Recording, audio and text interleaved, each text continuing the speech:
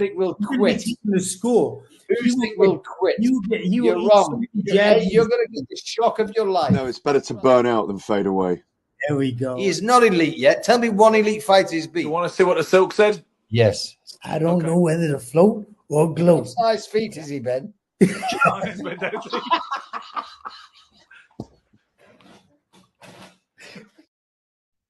Hello and welcome to Sugar, Silk and Stretch, arguably the best boxing podcast in the world, except no substitutes. My name's Ben Doughty. And I'm Gary Stretch. Hello. And this guy is... Wow, he's here. What's up, guys?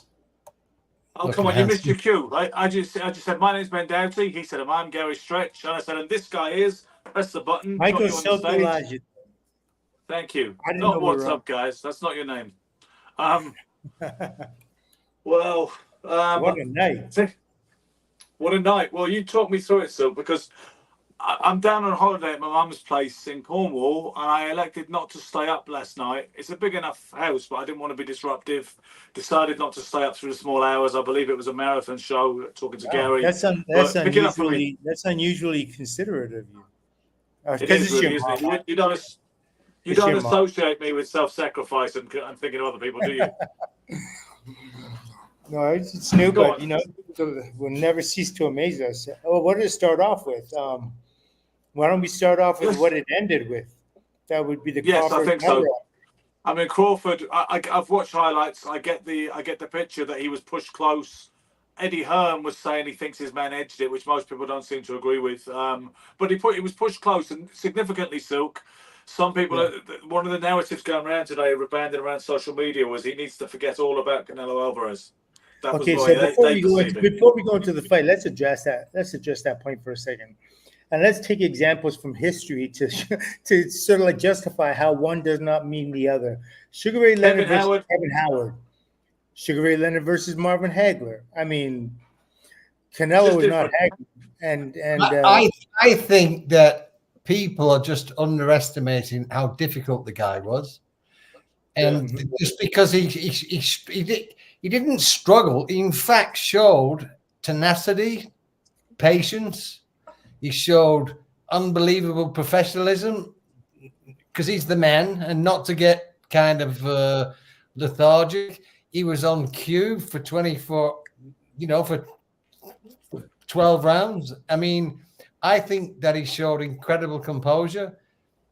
He never got hurt at all. And I think that the guy is probably a lot better than we think he is. And I think that when it comes to Canelo, who's amazing, but I think Canelo possibly is on the slide. And I think Crawford is. And I think that the guy that because he had a very difficult, tricky fight that he came through, I think that people are underestimating the opponent. Well, Madronov has had over 300 amateur fights. He maybe only had 10 or 11 professional fights, but over 300 amateur fights.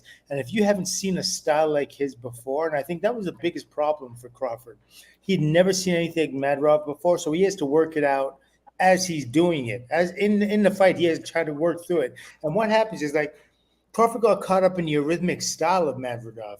You know what I mean? He never faced a style that, like, the guy worked in fits and shorts and stops, and he'd always be fainting. And what do you do next? You know what I mean? And that starts to take away your timing. Crawford's used to always getting the green light. Like, it's always a green light for Crawford. So when a guy finishes punching, they automatically go on defense. There's no fluctuation. There's no variation in their style. And so what happens with this kid, if you see him he's always hurting, always pretending or always attempting to punch, or always looking like he was going to, and that caused Crawford, who may be somewhat of a natural counterpuncher, to hesitate. And once you start getting a fighter to hesitate, you change the timing. That's what I mean when I say ring generalship. You're controlling the time between in that 3 minutes from when bell one to bell the end of the round.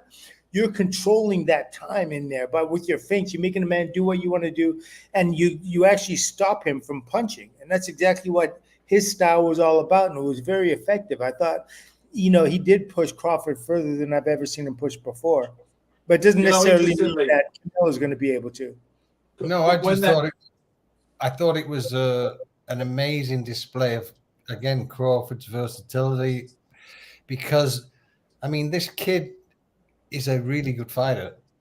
And he beat him, and it was a complete war of mental war. Like Michael says, this back and forth. It's impossible to time this guy. Mm-hmm. Yeah, impossible, because there was no entry or exit. It was non-stop. And so, like Michael says, you do your business, and then Crawford gets the green light to go to work. He never got the green light last night, and he still kind of went to work. Yeah. What I was more impressed with, he never really got hurt, Crawford. It was a tough physical fight. He looked tired afterwards. Yeah. But I think that was more mental, because I think he had a war mentally. I think it was I think the guy was very, very, very, very good. I think Crawford is probably better than him. And so I think the guy had less to deal with. I think for Crawford to work him out, I think there was elements of the kid who didn't know what he was going to do himself. A lot of instinct, they're trained to keep Crawford off, not allowed to Crawford do his thing. So I think Crawford had a harder task than the opponent, really. But I think there's, it was a tough fight, but I think he did what he had to do, and I think not many others would have been able to do it. So we're not going with that. He didn't look smaller, Ben. He didn't look weaker. He was fine. I mean, he was definitely a bigger fighter. He was kind of thicker. Crawford said he felt just as strong as it at 154 as he did at 147. He said that wasn't an issue, and he said, for what it's worth, as far as he's concerned, he's had 3 tougher fights than that. He said the Ichigus Kavialauskas fight was tougher, even though he got the stoppage. He said Jose Benavidez Jr. was tougher, in his opinion, or at least what he's prepared to say. Sometimes people want to be more conservative with the credit because somebody has pushed him really hard. And there was one other fight he said was harder. He didn't engage the way I thought he would have in the early parts of from round 1 to 6. He really wasn't engaged. It was kind of like I wouldn't want to say apathetic, but like a sword fight, whereas guys weren't really committing. They were just fencing. They were jousting a lot. They weren't actually, going for it, which is kind of what you expected the fight to be. But when fighters get together in the ring, their dynamics, their personalities come together, and their personalities are what play out on the ring, in the canvas. And that, I think both of them aren't. Look, they're not, Gary, and sometimes you fight guys and they're able to just swing for the bleachers. You know what I mean? They're able to just blindly swing at you, like John Mugabe, for instance. They're able to let go. And then some guys are that style, and some guys are the style that's very measured and very particular, and they throw straight punches, and they never get out of that style. And it looked like both of these guys never got out of their style, their usual winning styles. It was so hard to come out of that in order to get a win. And that was both of their problems. It's like Madronov couldn't close the gap enough to or let his hands go enough to get the win. But at the same time, Crawford didn't let his hands go big enough to make it a clean, beat down, to be as dominant as he usually is, I guess I'd say. Yeah. Well, Ben, you always say it. We all say it. Styles make fights, right? And I think last night was a perfect example of styles that didn't mesh. They did not fit together, and Crawford showed that he can still find a way. Because a lot of people would have got flustered, a lot of people would have made mistakes, a lot of people would have got ragged and probably got caught. He showed a lot of discipline. The styles were bad together, but again, he showed you can get through it and win. And he reminds me a bit of Usyk in the fact that Crawford always finds a way to win. Ring surgeon, a ring mechanic. I think Sugar was about to tell you, Gary, that Michael Silk doesn't believe in styles making fight, and that it's abilities that make fights. He was just about to say that. Well, that's the caveat. That is the caveat, yes, because people always say styles make fights, and yes, there there is a lot of truth in it, but boxing is not just about that; it's about levels as well.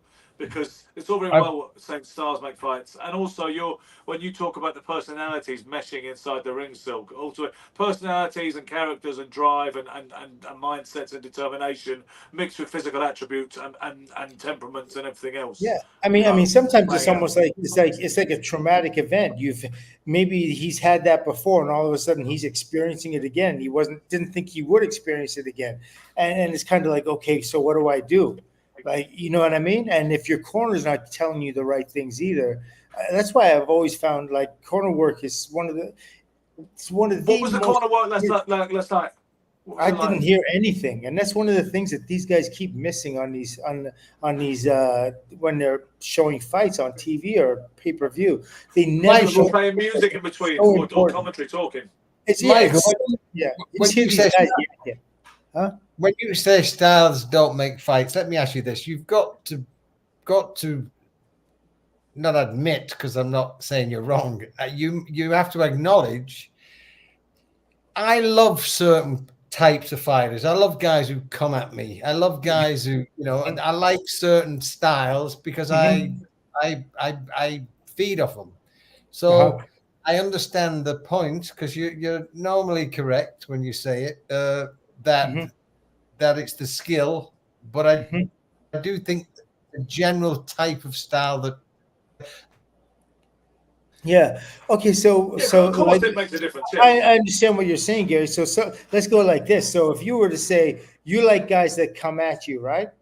Okay, that makes absolute sense to me, because one multiplies your power. They're more on the offense. They're thinking about hitting more than they are about not getting hit, and it leaves openings for you because you're fast. You're able to take advantage of them, and you're powerful. So you actually double the power when you make impact on him. It doubles your power. So it's even better. I understand that, and you're not like having to search and nurse.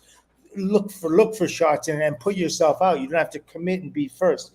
Can be first, you can be countered, but there are fighters you can that are aggressive and that are also absolutely defensively impeccable as well. I mean, think of Duran, right? You're like, okay, I want a fighter that comes at me, but you want a fighter that comes at you that can also make you miss and do other things besides just come at you. Is more or less what I'm saying. Is like, that's why I say it's the attributes more than it is the style. I understand the style. Okay, an aggressive fighter, that's a basic overview. But when you get below the surface, and you start looking at the little things, that's what makes the difference between fighters. Like Mike Tyson was an aggressive fighter, but like Duran, he's not so easy to hit on the way in either.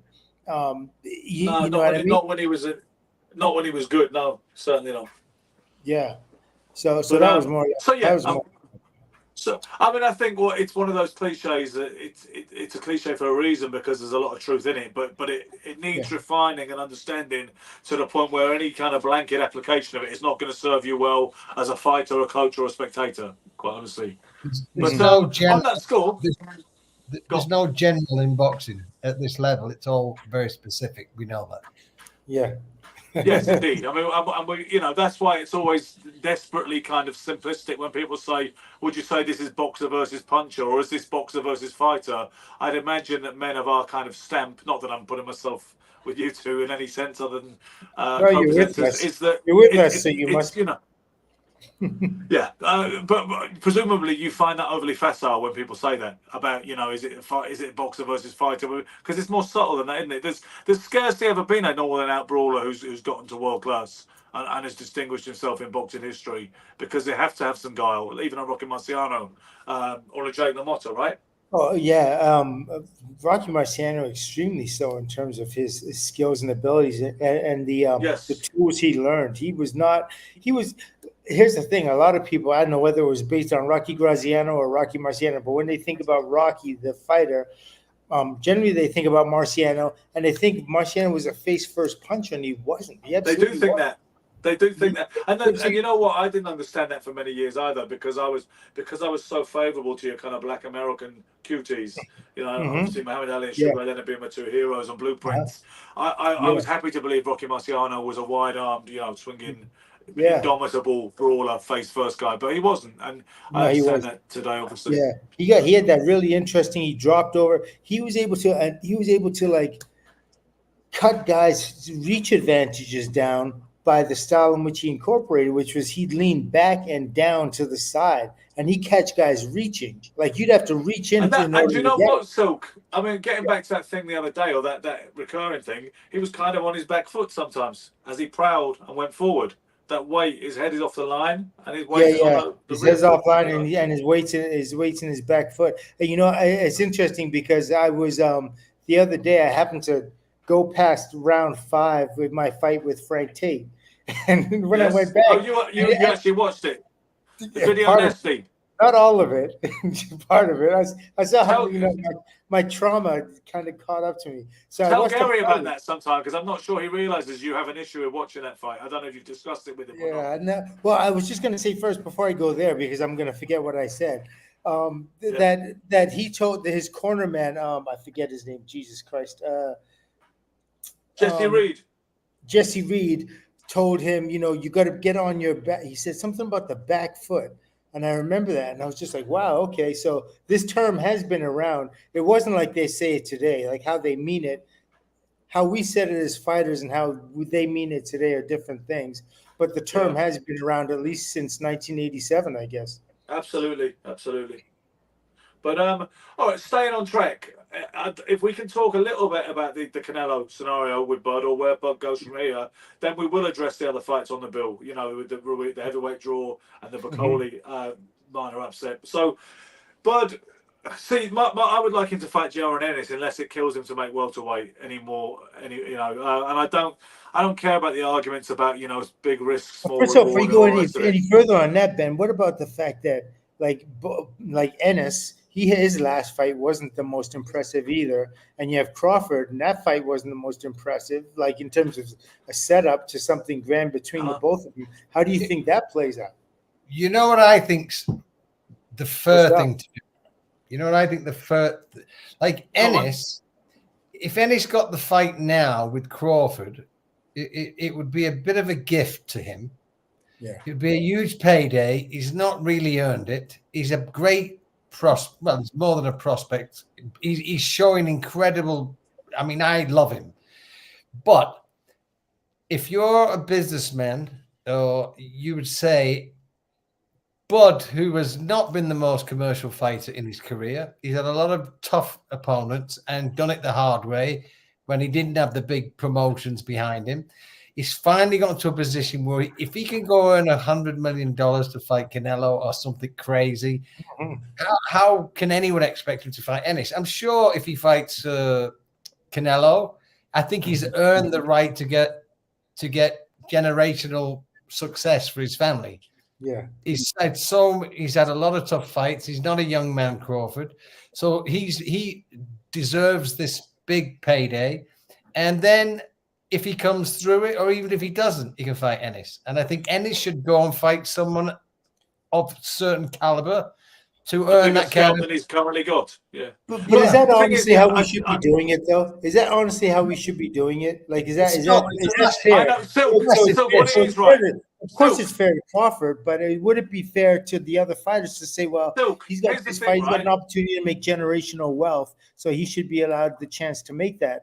And the other guy who's rightfully in line for the title is like, listen, I'm not his financial advisor. I don't give a hell about his, kid Peabody stock and all the rest of that kind of stuff. But Crawford's not doing that. Crawford's not a champion.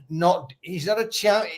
Hear me out. When he fights Canelo, he's not the champion. So when you say, if he was the champion, let's say now at junior middleweight, right? If he goes to fight Canelo, he'll have to give that up. So whoever's deserving of it will get the title fight. Well, the thing is, he's already given parts of it up. That's why Ennis has got a belt in the first place. But when he goes to fight Crawford, when he goes to fight Canelo, that is a career fight. He's not blocking someone in line before him. Canelo's fought about everybody. Crawford's fought about everybody. He's cleaned up unified 2 weight classes. He's now gone to 4 world titles. So I don't think he's not giving the right opportunity to anyone. He's creating a big opportunity for himself. Yes. Okay. Yeah. So- But that thing that you said, Silk, about is that the way we do it now? What Gary just said is the way loads of fans on the internet talk now, because they've all been brainwashed by this business logic. Whereas you've still got this notion about sport and you against me and mano, and get out the fucking way if you can't hold it down. That's not for a comment to say about me. I didn't say about you. I said that's the way You're talking like a bunch of idiot fans who didn't. What I said is the fans are talking like a guy like you because they're viewing it as a business. You've got a right to view it as a business because you box the top level. So it's normal for you to look at it as a business. Ben, I look at it as a purist. I want the best to fight the best, right? Now, Crawford's been a champion, defended, got up a weight, won it, defend. He's done everything he's had to do. There's an opportunity for an incredible fight where he could make great money. And I say this for Crawford because I'll tell you something. Crawford has not made – he's now making the money. But for many years, everyone avoided him. He didn't have the best promotion around him. Modern-day Marvin Hagler.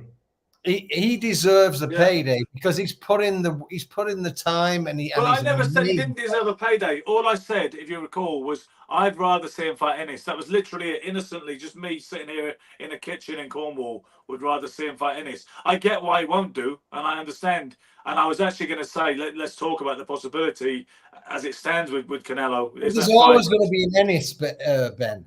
There's always going to be an Ennis. Sure. Don't get too hung up on it. I was just saying I'd rather see that. Honestly, no, but there's not always going to be Canelo Crawford, and that's why he has to take an opportunity if he can, and if it works out, great. If not, I'm sure he'll fight Ennis or someone else. So, do we think he's likely to go for the Canelo fight now? Do we think there'll be any doubt in his mind, even though the way as per the narrative? So, what do you think? I think last night after the fight, the one thing that I didn't like it, but one thing I really noticed was he was exhausted, and he looked like. And when they said, "Do you want Canelo?" he looked like he'd not had the inspiration beat out of him last night, but he was not that. He was like, "We'll see." Yeah. He looked like he felt like he'd gone down a peg. Maybe he felt the weight was a lot. I think you're absolutely right. I mean, that fight wasn't the most impressive performance by him. I'm sure if he would have took Matarov out and within 4 rounds, he would have been high on himself. Or even if he would have dropped him or stopped him late on cuts or anything, but he didn't. And it was kind of like a very in terms of what we've seen from Crawford, it would be considered a mediocre performance. So you know what I mean? We kind of have to. How do you feel, Michael, about the idea of him fighting Canelo now? I know you were very high on his chances previously. I still think that he could fight Crawford, that he could fight Canelo, and I think he could beat him. Yeah. You haven't changed your position at all. No, I haven't changed my position. No. I mean, I saw a side of him that I think Canelo's people would see and say, "Oh, okay, we can take advantage of him here." But as long as Crawford's people work to correct the mistakes that they made in that fight. That's because it's not like Canelo can't do those things that Matarov did. He can absolutely do them, and he can do them even better. Like the feinting and the hesitating and the shifting up of his timing and choosing which punches you're going to be throwing. Canelo does that's practically like Canelo H2O kind of thing. That's him. I only wonder if it'd be interesting to see what happens now in the future. How good the guy was last night. What's his name? Israel Madrimov. Madrimov. I mean, people were saying he was a good fighter beforehand. They said he's got a scary amateur pedigree, and people said, never mind, he's only 10-1. He is a really good fighter, and he will ask questions. And he did. No, he was 10-0-1. Ben, he had a draw, right? It's not a loss. Yeah. Yes, you're right. You're right. Not 10-1. 10-1. He's a bit like another Lomachenko, isn't he, with that kind of career? Hey, Gary, did you see that? I got a chance to correct that. Yeah. He got one over on me. I'll hold my hands up. Very good. I'm glad you pointed that out. Thank you. Okay. We just want to make sure we stay, Let's stay on track. Exactly. We've got to get everything right. This is the best boxing podcast in the universe. Other people say. Very sad for me. Very sad for me, Michael. Last night I picked Piccoli. Oh, no way. I did, didn't I, too? I did on the show. I said I fancy Piccoli. Yeah. Last night I picked the guy to beat Pitbull. But no, you did, yeah. Jose Valenzuela. Yeah. The other one I picked was I picked I picked Crawford. I then picked Ezra. Is it Ezra? I'm not sure. There was a lighter. Andy Cruz Gomez was on the bill as well. Andy Cruz, yeah. Anyway, I got 4 out of 5 last night, but I don't think it counts. You didn't call a draw. All right, let's talk about the controversial draw. Most people seem to be of the view that Baby Miller, Jarrell Miller, Big Baby Miller, was unlucky and should have got the verdict last night. I tell you what, I just saw Peter Fury, who I respect a lot, and I think people are not taking this into consideration. Andy Ruiz broke his hand 5th round, right? Mm-hmm. 2 years out. Yeah. Baby Miller in better shape than he's been probably in his life, and just come out of a very competitive fight. Like, I think Andy Ruiz did well, not bad. I don't think he wasn't amazing, but he did. And he broke his hand, right? Bad. He showed it after the fight. His bone was stuck right up like this. And that's hard to hang in there with. 5th round. With a broken hand, yeah. But, no, you're absolutely right. But look, he broke his hand in the 5th round, but he came out of shape for all of the rounds, like for all of 10 or 12 rounds. Yes. I mean, it's ridiculous. Well, guess what's one of the most, probably one of, if not the most important thing, not the most important, but it's up there in the top 3, is your conditioning. I mean, control a controllable, for Christ's sake. It's insane. How could a fighter come into a fight, know you're going to fight somebody, and you give yourself 1 round worth of gas? Like, you can fight for 3 minutes, and then that's it. So what's that about? And let me tell you something. Another thing, you feel so vulnerable when you get tired. Like, you experience that once when I mean, am I right or wrong? You experience it once where you're tired and this guy's coming on and he don't even act like he's breathing hard and he's on your ass and he's just like, he's banging you, hitting you in the ribs, hitting you upside the head, pushing you all over the ring. All that has to do is happen once. And next time you're in that gym, you're like, I never want to experience that again, because you're consciously feeling this pain and pressure. So I don't understand how Ruiz is doing that. Why? I don't know how. Like, I know he's a big guy, and he's never going to be a bodybuilder. But come on, he's not a big guy. He's not. What is he? 6'1"? But he's got this big. He's as a he's got an ectomorphic physique. Yeah. Yeah, he's got your average physique, right? He's got like a bigger. He's a bigger physique than the average. So I don't know how. It's madness if he's not getting in shape after 2 years. He obviously isn't. But these guys are fit for purpose to an extent, right, Michael? I mean, they can go 12 rounds. A guy who is absolutely like but he can go. He can go 10. But Ben, he can go. He can go 10 rounds, 12 rounds at the pace that he sets. And every fighter that's been fighting for a while, there's like a physical cardiovascular strength, and then there's an emotional, a mental, and an emotional. And I think both emotionally and mentally, like, you run out of gas, and he can't. He just, what I'm trying to say basically is there are more than one form of gas, and he just. Like, he flatlines, and it doesn't make any sense. And if he was in shape, I think he's shown who he is, right? He'd be giving himself the chance. And I don't know what the hell his trainers are doing. Like, they should be fired. Like, they absolutely shouldn't be there. Well, he was working with Eddie Reynoso before, right? Was he with Eddie Reynoso last night or not?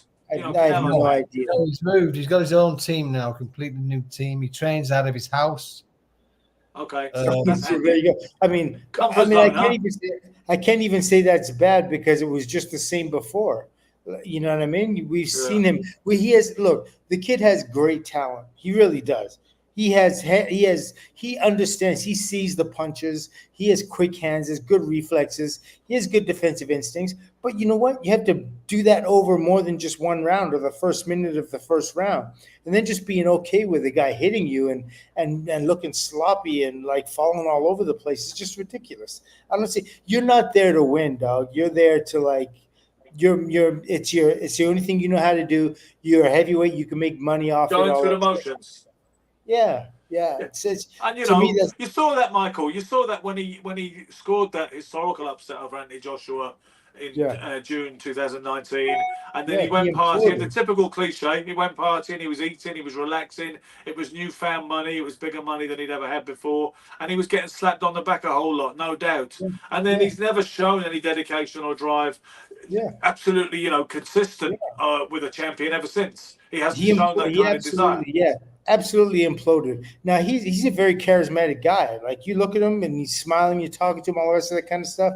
But he's like, he's kind of like laid back. He's almost like a, like a surfer dude. I'm like, this is boxing. Not like Sonny Liston. Surfer dude, I said. Sorry. I said not like Sonny Liston, for instance. Oh yeah, not like He praises the Lord and all that all the time, and it's a bit too nice for me. I mean, I know all of the fighters always thank God, but his is a different kind of thing. Did you agree with him that Miller should have had his hand held up last night? Do you agree with Sean Graham there? I thought it was a draw. You thought a draw was fair? I just Miller's a awkward, big, huge plodder, but doesn't stop coming, does he? Yeah, no, but he also Gary, he's in. He don't do a whole lot when he gets there. That's the problem. Yeah, he's another one. When he gets there. Here's another guy who's got talent and doesn't do anything to complement it. Like he just doesn't do anything. He walks you down and doesn't hit you. It's like weird. It's crazy. It doesn't make any sense at all. These guys are like. He walks into range and doesn't punch. Yeah, he walks you down, puts you under massive pressure, and lets you get off the hook all the time. Yeah. I quite like that thing that Gary just coined there when he's like, he never stops coming. The trouble is he doesn't do anything when he actually gets there. That's a nice little boxing phrase. Well, here's the thing, right? What he was doing last night, he kept on walking to Ruiz, and he'd push him back. And he'd push him and not physically punch him, right? So he keeps pushing him and pulling him here, pulling him there, pushing him. So and Andrew Ruiz is like, he's getting emotionally, like that's what I was saying. Emotionally, he was getting affected by that because he wasn't getting hit. He was clearly not getting hit. If you look at his face afterwards, he wasn't getting hit by anything, but he was getting pushed around a lot. And I think that emotionally took the wind, the energy out of him. And that's why I didn't want to. I didn't think he beat Ruiz because the fact, like, he did do everything except hit him, and boxing's about hitting and not getting hit. He wasn't hitting him much. He was just bullying him without punching him. Yeah. It's like you know what it was like. We were seeing with like a new sport, like a sumo boxing. That's we're watching sumo boxing. So really, he's a pioneer. And you know what's funny? If he just put shots out there, you don't have to throw bombs, just started putting things out there, I think he'd have a massive amount more success than he's having. Yeah. So both two underachievers. Now, in terms of his broken hand, that was nasty. Absolutely right. I understand like that. I don't know how you even throw that. I can't remember if he threw a punch at the right hand after the fifth round. I guess he must have. He's quite a left hooker anyway, isn't he? But he's more of a left hooker anyway. But he wasn't. It wasn't like lucky. I mean. So where's the conversation with your corner and your corner saying, "Listen, so hook off the jab, slip this jab, and go to the body." Like you adapt. You have to adapt. Boxing is all about being this. Boxing is the sport of adaptation, and in the moment, in the second adaptation. It's like adapt or die. That's what you're supposed to do. But he adapted into the survival thing. He didn't adapt into I want to win. He adapted to I want to survive, and that's a different beast. Yeah. Okay. All right. What about Bacoli? Did a number on Jared Big Baby Anderson, who was supposed to be the next great American heavyweight hope. It was a minor upset, but a lot of the smart money, a lot of people in the industry were fancy Bacoli and said he would spring a minor upset, and indeed he did. Bacoli looked good. Perhaps he'll start getting some of the big fights he craves now, or maybe people will continue to avoid him somewhat. But Jared Anderson, that kind of balloon or bubble is burst, right? I think it was a bad timing fight. You know, he's just a 24-year-old kid fighting a hardened, seasoned vet who everyone knew was a problem. No particular gain in it for Anderson, and everything to lose. Do you think this is an example of that big Saudi money thing that you were referring to, Gary, a few weeks ago, when you started to say some silly decisions will get made in the furore of all this? It's great. The card's really stacked. This is brilliant. You know, and paid a lot of money, but that if I him with sense, it's a no-win fight. If he beats him, he's not got anywhere, and if he doesn't, he's really got a setback. And you know what I liked about Anderson is as bad as the you know, he got really pretty much a job done on him, but he showed a lot of courage. He really tried to fight back. You know what I mean? He showed it. For me, I was impressed with. He didn't roll all. He fought with everything he had. Yeah, absolutely. And I think that, you know, but he did show that he's a little bit vulnerable, depending how good this Bacoli is. He hits hard. He's like a truck, 6'6", 280. Give anyone problems. Yeah. Okay, so I had no idea who Bacoli was. I'd never seen him before. So he's Nigerian, but he's based in Scotland. Oh, of course. 18-1, is it, Ben? Yeah, I believe so. And his loss was a fight 5 years ago. Michael Hunter, right? I believe. Not the bounty hunter. The bounty hunter's son, yeah. Exactly, the bounty hunter's son. Oh my lord! Yeah, you remember Michael Hunter, Mike the bounty hunter, the 1980s heavyweight. Yeah, he was quite a character. But this is his son, that is against whom Bacoli's sole loss came. Wow. Okay. So as I was saying, Bacoli, I'd never seen him fight before, but I'm impressed that he can. You can see he's a different type of puncher. He slings his punches. You know what I mean? He slings them. He doesn't really use his body. He doesn't torque into his shots. So that allows him to throw in combination. And I don't know. He just has that forward momentum. He's going forward when he punches. And from the look of last night, it was pretty devastating because every time he was touching Kid, he was getting rocked. He reminded me a little bit of, not as good as, of course, because I'm talking about a legend now, but he had a bit of Larry Holmes about him. I thought George Foreman. A bit of both, yeah, a bit of both. He had that hands down and choppy, like, you know, because I think Larry Holmes had one of the best jabs in the business, you know. Oh yeah, absolutely, and one of the best right hands in the business, you know. Yep. And he just had a little bit of that, and then the Foreman, and then the cuts were devastating.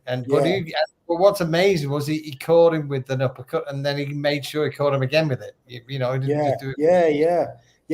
I think like one of the biggest things that separates the lower tier from the upper tier in fights is always dexterity, like the ability to throw different punches, to articulate the hands.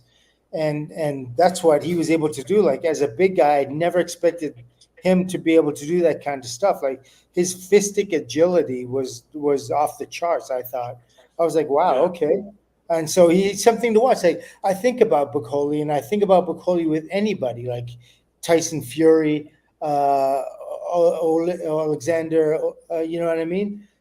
Anthony Joshua, Joshua might be a little bit different, but with the other guys, it's a fight. And the only reason I say it's different is because I haven't seen Bacoli's defensive attributes yet, and Anthony Joshua does have the ability to get off before Bacoli would get to him, so that might be a problem. But that would be a great fight. Sure. Well, as I say, style again. Would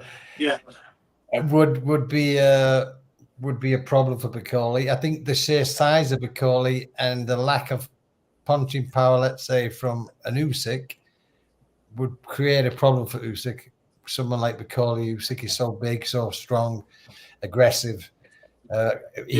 Unlike Tyson Fury, I don't think Bakoli is going to be running away from Usyk, and so I think it's a big problem for Usyk. So yeah, I think he's a problem for most people. And he can also go to the body, bring it up to the head. You know what's beautiful about what he does? He doesn't throw the predictable punches, and that's so important when as a boxer, because as you know, both you guys know, you're in the ring for a long time. You know, after someone throws a jab, they throw the right hand. If they throw the right hand, they throw the left hook. Just instinctually, after being in the ring and sparring and fighting for all those years and watching fights, you know after this comes this. So your body just innately leans away from it, and you make guys miss just on that alone. And so when you're able to you do the unpredictable, you throw the jab, then you come with a left uppercut. Nobody's expecting that. You know what I mean? So and that's really hard to defend against. That's hard to defend against, and that's what Bakoli did against. I think Big Baby didn't understand. I guess he didn't look at the film, or he looked at it and he didn't think what he was seeing was real, or he was anticipating some things because he hasn't fought in a while, maybe that he isn't all that. But yeah, the thing with Bakoli, he's got a reputation, but they say it's self-made, but he has a reputation where he tells everyone he's beat everyone up in the gym. Yeah, they said he knocked out Usyk with a body shot, right? And then he said he broke Dubois' nose. He did all these different things, and so I could see that. I could see that. Some say it's true, some say it's false. But I'm wondering if Anderson didn't take the warning to serious, or whether he thought he could get him out. I have a feeling, because I think the loss didn't get stopped, Ben. Yes. He did. What last night? 5th round. No, yes. Bakoli got stopped in his one defeat. I think he quit with a shot. It was a bit like was it Vitaly Klitschko, Chris Bird kind of scenario? Okay, so he didn't get knocked out then, no? No, not. He didn't get knocked out. Okay, so maybe he's got injury. Maybe he has a good chin too. I don't know. Okay, but look, you get a shoulder injury and you're 1 round away from the end of the fight. Come on. You know what I mean? You must have seen that classic clip of Danny Williams. Have you? I saw Williams that. Has his right arm is hanging uselessly by his side. He's dislocated. He dislocated his shoulder, and he knocks the kid out with a left hook. He scores a fight-winning, 1-punch KO with a left uppercut when the one hand dangling by his side. So incredible. That's the way you should. That's the way you should be invested, right? Yeah, exactly. So I don't get it. Like, you go down with your ship kind of thing, but some guys pull a plug on themselves early. But they called Vitaly Klitschko a bottle job and a coward at first after that loss, and was saying he wasn't gonna be the goods because of that. You saw because some people say that axiom, once a quitter, always a quitter, but that would rule out Roberto Duran too, wouldn't it? So sometimes funny things happen in the ring in that sense. Yeah, but I don't know if Duran quit. He didn't quit out of pain though. Yeah, he did. Doesn't matter, does it? Yeah, I think it does. I mean, I think if you quit because you're feeling discomfort and pain is different than feeling, again, like that, the emotional part of like the frustration of it is different than the physicality of it. But surely that's just as much of a red flag in terms of one's character, or it should be. Well, many more people are going to bring pain towards you more than ones that are going to be able to do some psychological damage to you or something. You know what I mean? Yeah. I mean, it could be a number of things with Duran. It could be that, but it also could be the fact that he, being ridiculed is something new to him. I don't think anyone's ever done that to him before. And the fact that he had no answer to it, there's nothing he could do. And so he's a hothead. He makes emotional decisions in the second. I'm sure if you took it back, if you took him back to that moment, I'm sure he wouldn't quit. He wouldn't do it again. Yeah. Even just losing on points with some sort of a shutout points decision, even with some kind of honor and just would have been preferable. Which is kind of what he did in the third fight. Marvin Hagler had this idea that immediately after the third Leonard Duran fight in 1989, he said, I think he just showed up to try and exercise the ghost of Nomas. He said, I don't know if he thought he could win this fight, but he wanted to sort of at least redress that kind of shame by seeing the final bell. You know, which I don't know. I mean, the thing is, Duran was on a high, wasn't he, coming into that third fight? He beat Iran, and he was on a high. But obviously, Leonard pretty much shut him out. Yeah. When they boxed him, I think it was December. I think 1989. You know, the last show of the year. I thought that fight was atrocious. It was pretty downbeat, wasn't it? I mean, I was high in it at the time because I was such a Leonard fan, and I was only 19. So what the hell?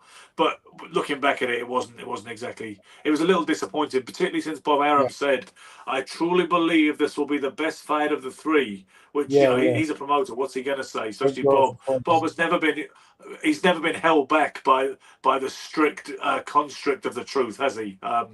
Never. As no promoter should be, but.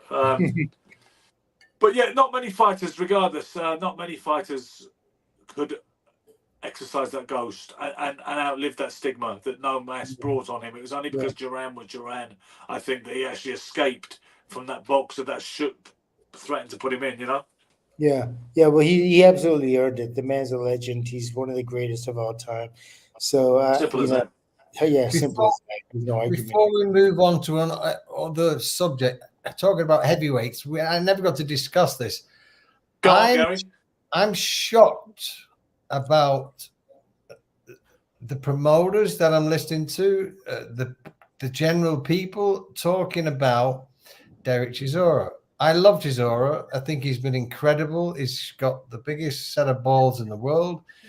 His last fight, for me, the damage he took, the amount of, I couldn't watch it from round one. From round one, he was out on his feet, and he was out on his feet the whole fight. He looked so damaged, and now they're talking about putting him in with Zhilei Zhang or someone. This guy, and he said he wants 2 more fights. I know he's earned a lot of money, but anyone who loves this man, he's done it so many times. But the last fight for me, if you really watch the fight, Ben, if you pull it up, watch the first minute, he falls on the guy when he starts, and he's collapsed the whole way. Thank God Joe Joyce was pretty bad in the fight himself, but for anyone now to put him in with someone, it's suicide. And he says he wants 2 more fights. He's earned a fantastic living. He's never been a world beater.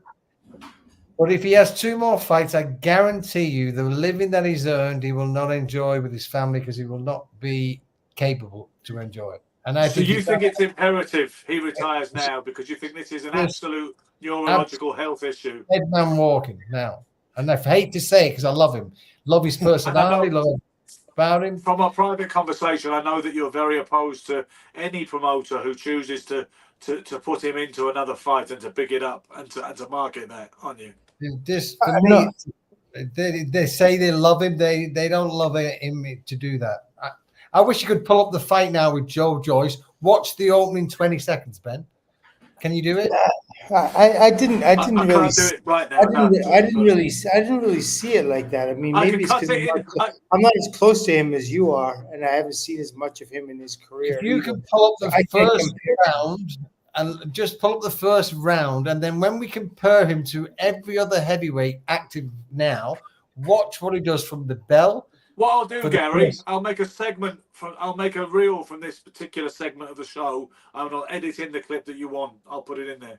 Because I was thinking, I hope he's okay, because he's took a lot of damage. So I thought the bell rang and he fell on the guy, and then it was a matter of falling on him and swinging, and it just got into a mess, and it was a messy mess. And people get caught up in it that they even think it was a good fight. It wasn't a good fight.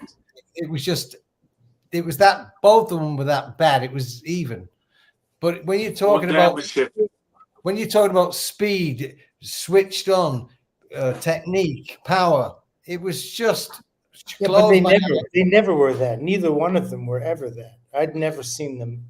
I'd never seen either one of them and thought that they were anything more than. I mean, I don't want to say pedestrian, but because they're not, because they're obviously. I mean, they're men who got in there and they're fighting each other, other professionals and capable guys, and they're in the top 20 in the world, I guess. So there's that, but I didn't see anything exceptionally worrying about it. Maybe if there was something in terms of his linguistic skills that have kind of like changed, but I haven't heard him enough to know that.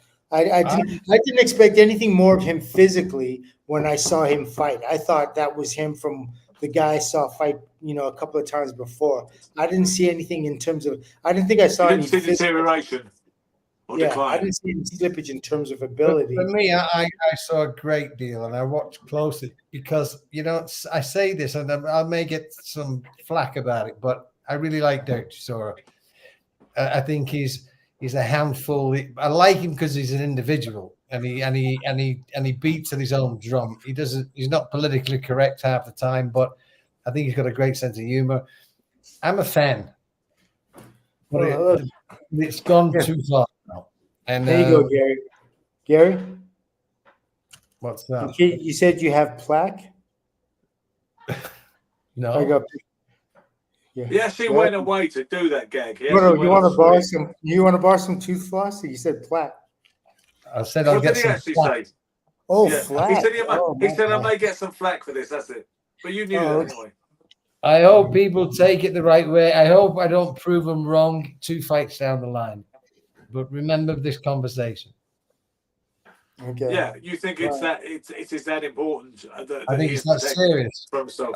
And to be fair, some people were saying this before he fought Joe Joyce. Is he financially set? Like, does he? Yes, he should be. He ought to be. He's made a lot of money. He ought to be, isn't he? Is. No, he is. Famous last words. Yeah, he's made a lot of money. I heard well, you can see that's a lot of big fights. Yeah, he's had a few pay-per-view fights, and he's been involved in some. He ought to have some dough left, Michael, for sure. For sure, he's done. Okay, so before we get on to the other fights, and I know we got to get onto the fights real quick. We got to we've done them. We've done them. No. Listen, everybody was kissing the Sheik's ass last night. I was like, what? I couldn't every single stop. It was.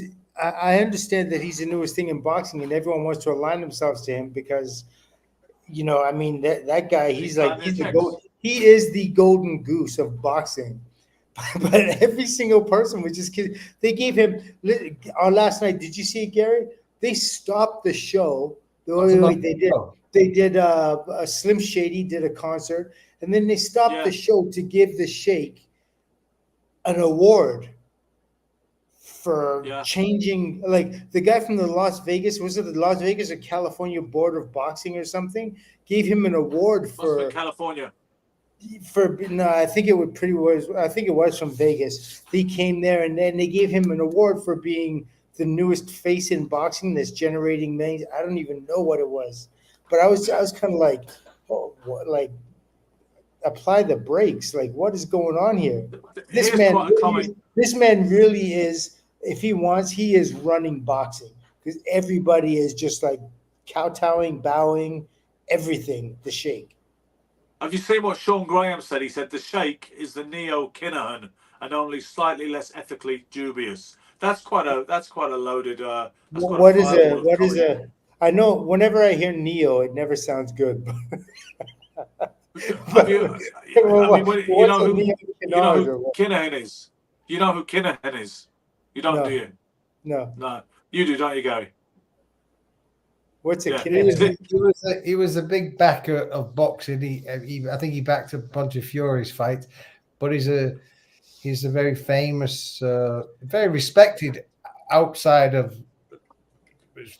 From the people I know, he's really highly respected. But as far as the boxing world, he was they said he was like a major player in the more criminal world. Like a big, runs Ireland pretty much. And but as far as I know, everyone ever dealt with him. I know a lot of people, and I know some people over there. A couple of very, very connected ones. He's like, no one has a bad word to say about him. But I think he's under investigation, right? Yeah, that's been going on a while, Gary. The thing is, just to bring the Silk up to speed, MTK was a company that was formed, and it involved the former boxer Matthew Macklin, the former middleweight, as well. There was a gym out in Marbella, and this guy, there was a family from Dublin way called the Kinahans, and supposedly they'd been involved in various activities there, including the father had been involved in activities, and then on the dynasty went on. So they had that reputation, at least. Daniel Kinahan has no convictions whatsoever, but he was somebody who was making a lot of major strides in boxing a few years ago, and it culminated with his involvement with Tyson Fury. He kind of was responsible in some ways for the re-emergence of Tyson Fury, because he backed him, gave him, training facilities and obviously whatever financial help. MTK's formed a company. They started signing loads of boxers, and they signed a few high-profile fighters who'd left other promoters, including or managers, including Barry McGuigan. And there was a big expose. There was a big expose back in 2020 when they called it Boxing and the Mob. It was on either BBC or ITV, and they spoke about this situation. And the only person who would attack them on camera and criticise them was Barry McGuigan, who said that everybody from the south of Ireland knows who these guys are, and it's dangerous, and it takes hundreds of millions of dollars to do what they've done, and you need to ask questions, and etc. etc. But as Gary said, everybody in boxing said absolutely, Okay, so is this guy like money laundering? Is he like money laundering in boxing? No, I don't think McGuigan has any right to comment on. We don't know what. I know he's a very successful businessman, and the family are. So I don't know what people do, and the bottom line is, all I know is that everyone I know who knows them, and everyone in boxing who dealt with them, and Tyson Fury was singing their praises himself. He said they're amazing. So listen, that's the same. I've got close friends who consider them close friends with Daniel Kinahan, and they only say good things. That's and I know that they're massive.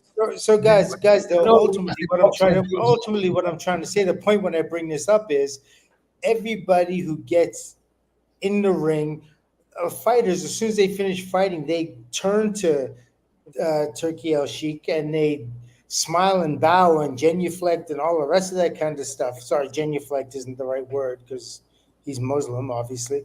But they defer to him, and when you start giving this kind of ultimate power to one person, you're setting yourself up for something you have no idea what's going to go on. If you have one person running this system, in some ways it would be more coordinated, yes, but once you lose the freedom to interact how you want to interact, ultimately it's not going to be good for anybody. And if he can do it, that's his business, and that's what he wants to do. Okay, he wants to bring it all together, and he wants to consolidate boxing and have one champion in the whole world. But you know what? That's not the reality of the world. That's not how it is. Everyone has an opinion, and we're much better to have multiple opinions than being forced one opinion down our throat, is what I think right now. Anyway. I understand that as well, but the only thing that I counteract that with, or caveat that argument with, is the mess of boxing right now. It's fractured beyond joke. It's supposed to be, Ben. It's supposed to be. It's boxing, and everyone has an opinion. When you have 1 billion opinions here, it's not supposed to be what it is. It is supposed to be that way because that's just that's so the listen, nature. David Morrell became a two-weight world champion. That is the nature of man. There's always going to be a definite. So let me get it straight. Hang on, wait. So David Morrell became a two-weight world champion on last night's show, I believe, or somebody told me, like I could even give a fuck. I know he ain't the world champion of any weight right now, as far as I'm concerned. So you know that. It's supposed to be like this, is it? It's supposed to be like that. Oh yeah, but why aren't you okay with why aren't you okay with knowing that what you know is right? Why aren't you okay with knowing that you're right? And who gives a flying flip? Anyone else who's wrong? Who cares? You know, in your world is this and that. Other people are going to have their opinion, and allow them to have their opinion. And who cares? They don't know shit about it. It shouldn't be a match of opinion, a world championship. Shouldn't be a match of opinion. There should be some kind of sensible sanctity around that status of a world champion, or any champion, a British champion, or a European champion, or even an American champion. Listen, we all want the world. We all want the world to be a certain way. It would be beautiful if the world was the way we wanted it to be. But we have to share the planet with 7 billion other people that have differing opinions. So it's you know what? But so is that why tennis is such a mess as well, or not? I think they have more than one. Ben, I think they have different titles, right? Nobody is a world champion, but they're Wimbledon champion or U.S. Open champion or whatever, French Open champion. They have Grand Slams, but it's much more meritorious. It's a meritocracy much more than boxing. I think the biggest issue, Ben, is this. Right now is incredibly healthy for the sport. Yeah. But for how long is it then it becomes a monopoly and it becomes a complete control of a sport, and if he's a great man, which I hope he is, it'll be amazing. But what if he's not? So what Silk's saying is never in history really has anyone ever controlled this sport, and now it's going into that direction. And I think that one power is always, it's like Alexander the Great. He wanted to be the king of the world, right? When you have absolute power, you have a dictator. When you have a dictator, but when you say nobody historically has ever ruled the sport, that has been the case for periods of boxing history. James D. Norris and the IBC ruled boxing for a good while, you know, and we've seen other power bases that was relatively supreme in boxing for a certain amount of time, you know. But now it is. We got a lot of players in the market now. I watch people, and I've watched him, and I think he's a genuinely nice man. I think I do too. Absolutely. Yeah, I think he's a good guy. I think he's really knowledgeable about boxing. He's picking great fights. I think amazing, and I think he's the biggest addition the boxing game's had in 100 years. Listen, fighters are getting paid. If fighters are getting paid, I'm happy, and they're getting paid specifically because of him and what he's doing. And that's amazing. But he should not become the owner of the sport. It should always be independent. No. It's just that's. I mean, there's nothing. I agree with you. I'm down with that. I agree with that. And I think, like you say, at some point it can be a negative thing if he's treated as the absolute messiah and becomes the czar of boxing. That's not a healthy development or a good direction to go in. I don't dispute that. Exactly, because that means I cannot underestimate. You have one ingredient. I cannot underestimate. You do not have a cake. One ingredient doesn't make a cake. True, but like I say, you want to talk about a cake. What we've got right now is it's not even Eton mess. You know, to name some old iconic British recipe, it's more of a mess than that. And it does gall me. Yeah, it does gall me to see people claiming to be this, that, and the other. We've lost control of that situation. They've gone mad with the greed. It's like they just keep producing diamonds or just keep producing currency to the point where it becomes almost meaningless. I have a major problem with that. I can't get over it. I can't let go of it.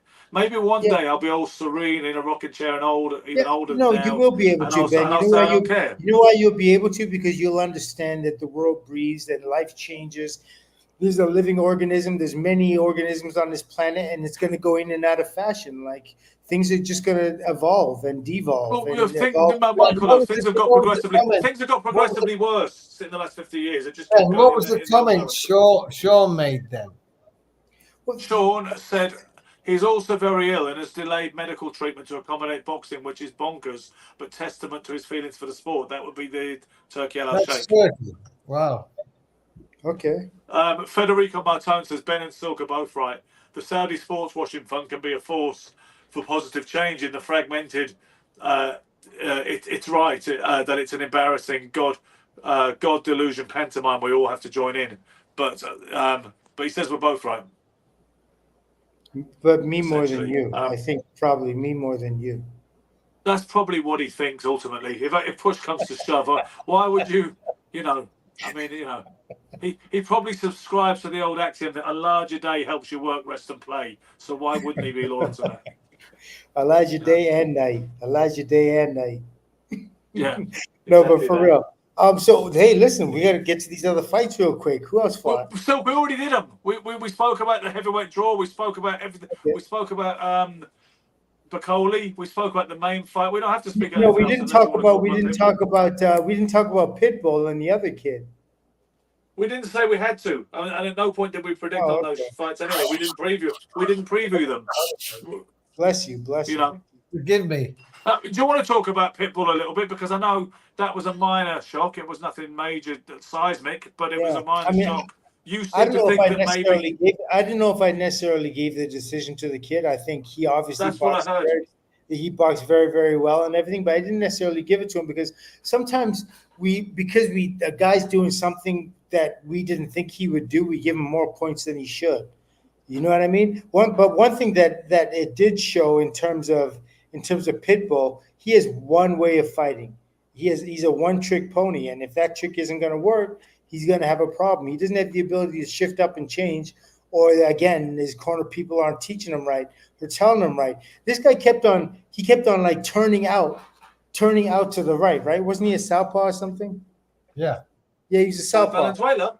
Yeah, Venezuela. Yeah, and he kept on. Yeah. He kept on spinning out to the right. So instead of Pitbull stepping to the left and catching him there, stopping him with the hook, he kept on allowing Venezuela to step to the right and pivot out. And then Pitbull followed to his right. And all of a sudden, this guy's out in the open again. He's in the middle of the ring. So he'd back up towards the rope, take a step to the right, pivot out.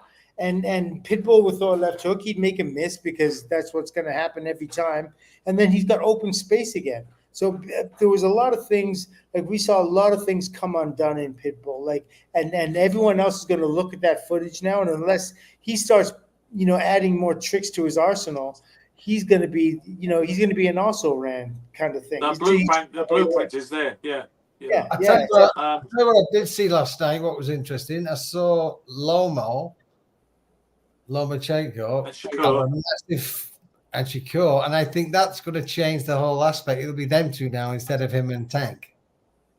Oh, that would be interesting. Well, that's what they're talking. Well, maybe so. They were talking about.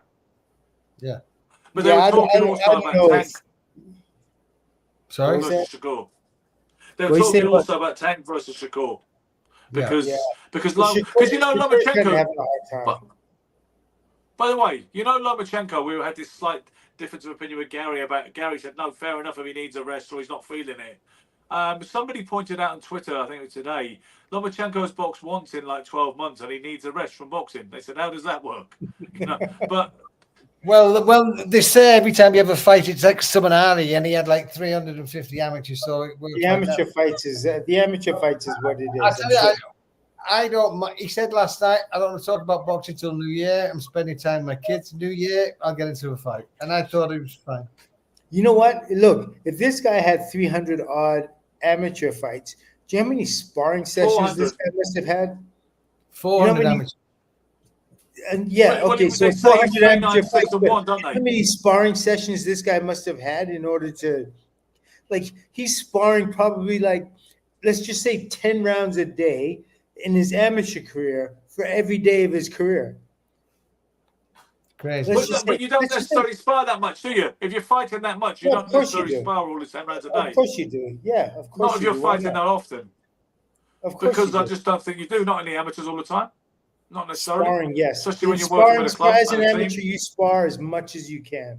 Absolutely, 100%. You might do in the States, but you don't necessarily do that as part of the Ukrainian amateur team. Oh, really? Have you seen them? Have you seen them train before? I can't say I have, but I'm just not going along with your idea. He must have sparred. I mean, I just follow suit. You guys do it in England. But you do it in England, right? You spar a lot. What day do you go to? What day do you go to the gym? Excuse me. What day do you go to the gym that you don't spar if you can? That's what I want to know. If I'm boxing, a good 3 times a week will be enough usually. No, not what's enough. What do you do? Right? What do you do, Gary? I used to do 4 days a week minimum. So, and probably 8 rounds a day. There you go. That's massive. But he was a pro. But he was a pro. He didn't mean as an amateur. Did you? Okay, so what as an amateur then? Ben, I have to leave to make a call because I've got to talk to Elaine. It's you two can finish, yeah. Just tell him. Gary. Okay, Gary. But first, just tell him that he's wrong first before you go. Ben, you're always wrong. Don't argue yourself. Thank you. Cheers, Gary. See you later. Bye. Bye. Hang on. That's it. But he knows I'm not wrong. That's why I had to leave. But no, you know, you don't necessarily you don't spar that much as an amateur necessarily. You don't spar like a pro in the amateurs.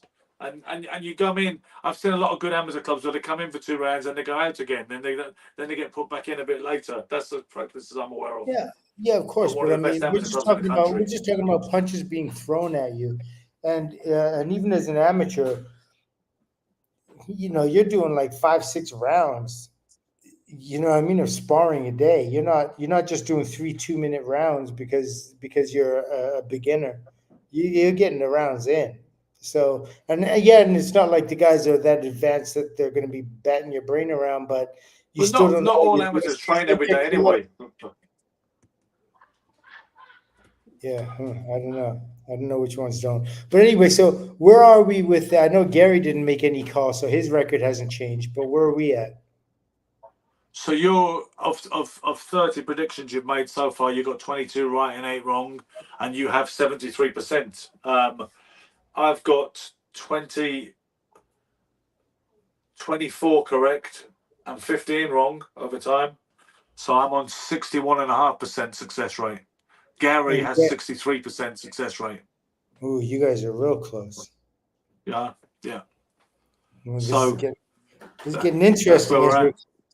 And when does this there's no end to this? It's just going to keep going. I don't know. I think we need to be a lot stricter around the rules. I think we need to be more strict and actually unforgiving about when the predictions are made. They've got to be on air. And I'm sorry, just if not record them. I think we can open up the betting scale to say, are you going to risk a precise method of victory prediction, or are you just going to go with the straight win like they do in the bookies? I think we need to refine our system, and then we need to enforce it. Right now, we're all being like last night. You picked the fight you thought we were doing, and you got it wrong. Even if the decision was correct or not, and then I said it's all right, Silk. You don't have to be penalised for that one if you want, because none of us picked on that one. But I think we're being a bit kind of matey at the minute, and we need to be a little bit more above board and ruthless about it, I think. Okay, so we're doing ruthless now. That's new. Well, you know, that's a new behavioral practice to me, but okay. Yeah, you're unfamiliar with that, I realise. Competitivity, ruthlessness. I just think we need to be a bit clearer on it. It's been a bit casual up to now. I think we need to say, listen, you know, you're on the show, you make the predictions there. It's got to be maybe 24 hours before the fights or something like that. Because whatever. But we will refine that. We will refine that as we go. The main thing is we're talking boxing, and we have a small audience who's listening to us talk boxing right now. Update, Silk, that Imane Khalif, the controversial Algerian, I'm going to call her a female welterweight because that's what I believe she is. Regardless of some of the fucking dickheads around. She won her quarterfinal, I think it was yesterday, so she's guaranteed at least. Did you see her fight? No, I couldn't tune into it. I didn't get a chance to see it. Unfortunately, I was trying to turn. I'm down at my mum's place in Cornwall. I put on the Olympic channel, but I couldn't get the actual boxing. So do you think it would be on YouTube, wouldn't it? Have you? Hopefully, it will be by now. I'll, if I can find it, I'll send it to you. But she won anyway, and already the tide has shifted a bit, and there are more people backing her now because and to be fair, there's a lot of guys saying, "I'm sorry, I got this wrong. I overreacted. I knee-jerked. I've done some more research," and there's still some idiots saying, you know, it's complete rubbish. Have you ever seen that idiot on my page called Jonathan Mendelsohn? You must have loves his own comments. I mean, that man is fucking ill. He's got to go. I've left him on there because he's never been disrespectful for me. To me. But and you know but at some point you wonder what is wrong with some people, that they're that stupid and that irrational, and so he's just saying cowards. Because you know some people are saying now there's a Dutch paedophile in the team, there's a Dutch child rapist in the team. How come he's not getting any flack? Well, the thing is, he was getting flack.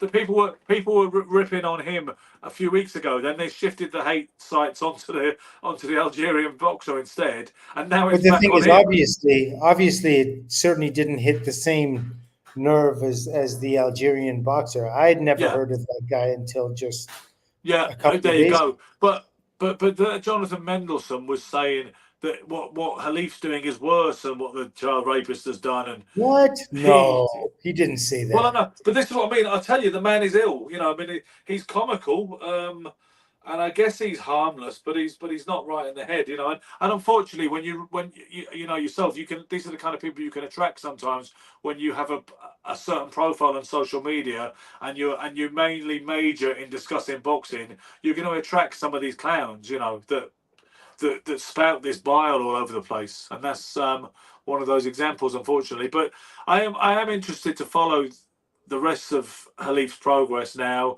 You've got the Taiwanese girl as well, who's also was lumped in the same boat as And Halif. has she fought? She fought and won the other day, and now we have to. I guess she progresses to the next round, whether it's the quarterfinals or whatever it might be. But as I say, for some reason, say again.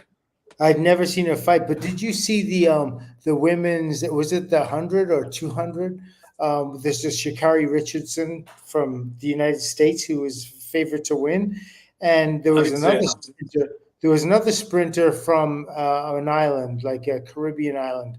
I forget which one, and she ended up beating Sha'Carri Richardson, and she was incredible. I mean, you look at her statuesque-wise, she's obviously a female, but she had like the bones were bigger, the muscle was bigger, her whole structure was incredible. Like you would think, okay, like if you're talking about, she's not curvy like Sharika, but she's definitely a female.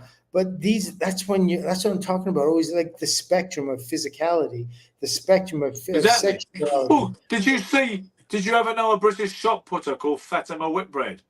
No.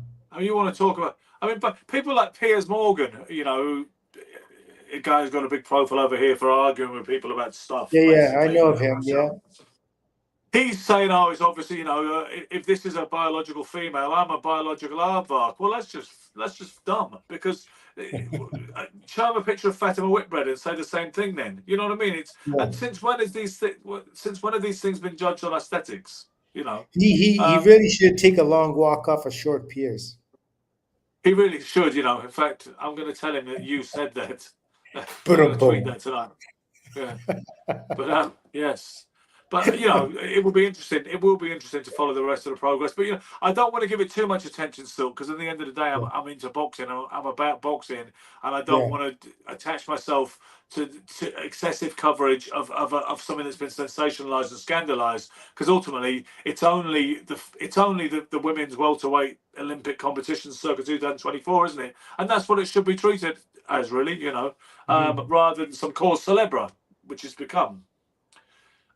Maybe there's still an ethical discussion to have, like I said, about elevated testosterone levels and what is an acceptable level. But the thing is, from what I can gather, that the test that was failed is not necessarily completely reputable anyway, because the organization that carried it out and the way in which they suddenly revealed the results supposedly and when they chose to do it, there is a backstory. Do you know what I mean? And people, if people cannot look at the backstory, like you said, and use that steering wheel in life, which is information and facts, then it's the world must be a strange place to live in if you're negotiating it with that kind of blindness, you know. I think only with the exception of this show, the internet can be a pretty crazy place to be.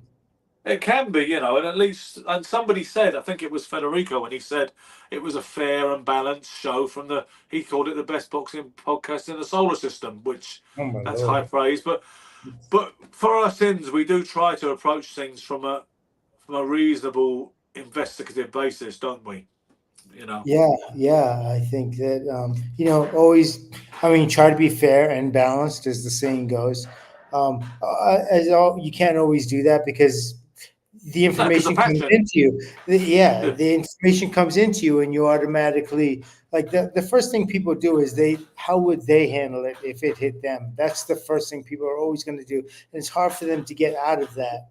And I think what we've been able to do is, you know, throw the questions or statements, throw them against the wall, see what sticks, and like question what it is you're being told. That's one of the things about information, right? You have to be able to do that. And never more important than in this era. In this era, it's so important.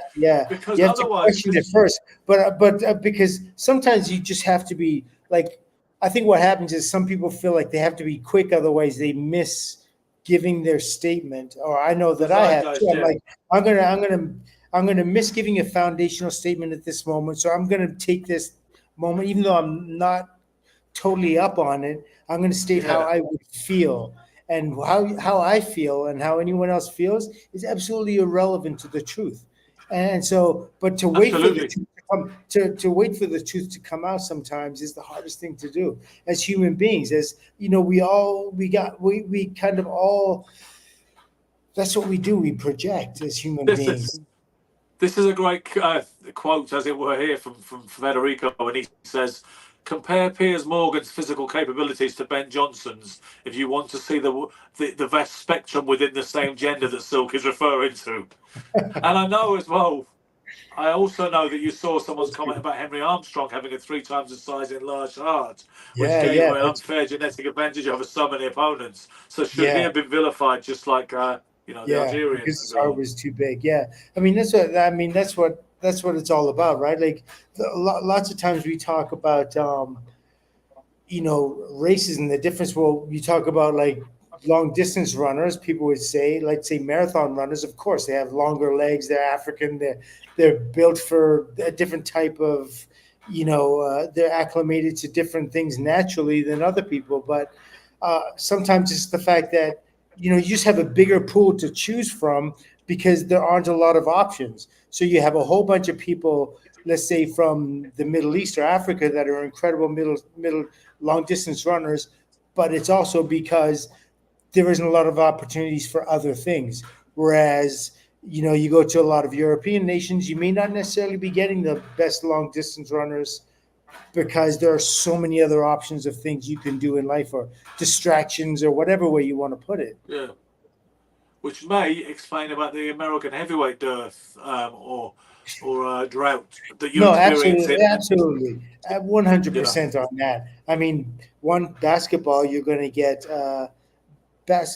basketball, football, all those guys that probably could have been boxers, and they're athletically really gifted. I mean, look at LeBron. LeBron James is a heavyweight, and he was taught as a kid how to box. This guy 6'8", 200. But Silk, would he be better than Michael Jordan if he'd have boxed? That's the debate we need to have with Montel Griffin. Well, according to you guys, he would, because he's bigger. According to me, I'm not sure. Yeah, according to you. It's funny though. Montel does appear to have cut back a bit on that, because at one point it was every day, several times a day, he'd be posting about LeBron versus Jordan and Montel saying Griffin, that you're all idiots. Yeah, and he's not the GOAT. And, and I think that has a lot to do with like one, a lot of great basketball players, including the guy that used to play, the very same guy that he was talking about. I'm bad with basketball. Who is Michael Jordan's right-hand man? Scottie Pippen. Scottie Pippen, yes. Sorry, thank you. My pugilistic dementia is shooting in. So Scottie Pippen himself said Michael Jordan was by far and away. I know. I know. I see you throw that at him. I see you were like, "Come on, this is." I'm more relentless than Charles than Lamont Brewster. Charles Manson, Layman Brewster. Yeah, because you said even Mr. No Pip, no Mike himself doesn't agree with you, Montel. But you know what? We don't talk basketball on this show because that's not our thing. We stay in our lane. It's we are closing in on 1 minute, 22 seconds. Sorry, 22 minutes. Try again. 1 hour, 22 minutes, and a number of seconds. It's going to change by the time I've said it. So perhaps that should be a wrap. We thank you all as ever for tuning in to our kind of random rumblings on the sweet science that we all know and love. We'll be back next Friday, no doubt. The drill is we need to build a subscriber base. So subscribe if you haven't already done so. Tell your friends to subscribe, like, share, spread the word, and we'll be back. Silk, always a pleasure. I've got to say, you are looking a different kind of resplendent this particular Sunday evening. I like that kind of white cheek, and then the white. It looks very, kind of Sugar Ray Leonard 80s kind of look, I think. A little different. So, Thank you. I appreciate the effort. Like you said, do it different. DID, do it different, baby. You heard it here first. accept no substitutes.